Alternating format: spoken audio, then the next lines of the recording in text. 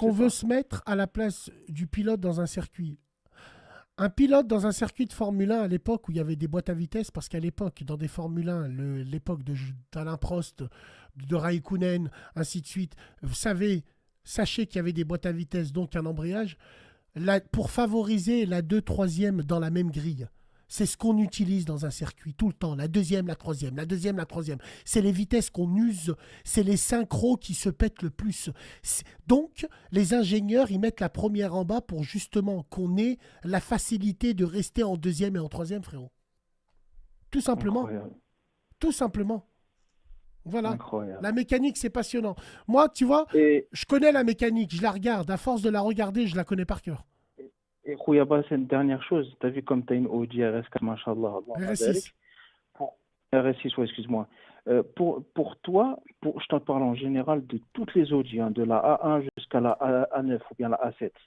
Pour toi, c'est laquelle la meilleure huile? Est-ce que c'est Castrol ou bien Mobile ou bien tu mets Yako? Ça dépend de l'âge du véhicule. Ma RS6, c'est un 2009, V10. 2009 comme toi, vas-y. Ma RS6, c'est un V10 de 2008. Vu la physionomie du moteur, je vais mettre de la 1040. Pourquoi de la 1040? Les anciens moteurs, ils ont besoin d'une huile. Huile d'olive. Wallah, Ouais. presque. Ils ont besoin d'une huile visqueuse. La 540, c'est trop fin. C'est pas bon. C'est pour les voitures neuves. La 1040, Moi, c'est je le mets meilleur 50 compromis. perso, hein. Ah frère, moi je mets du 1040. C'est le meilleur compromis. Dans la M5, je mets du 530.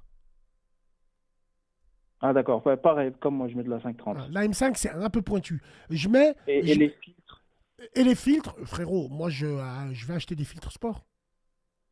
Les filtres à euh, air sport. genre, Qui respirent mieux, ouais, frère. sport. Voilà. Qui respirent mieux. Euh, Un Tu bon parles d'une voiture mélange quotidienne. essence-air, c'est ça qui fait péter le truc.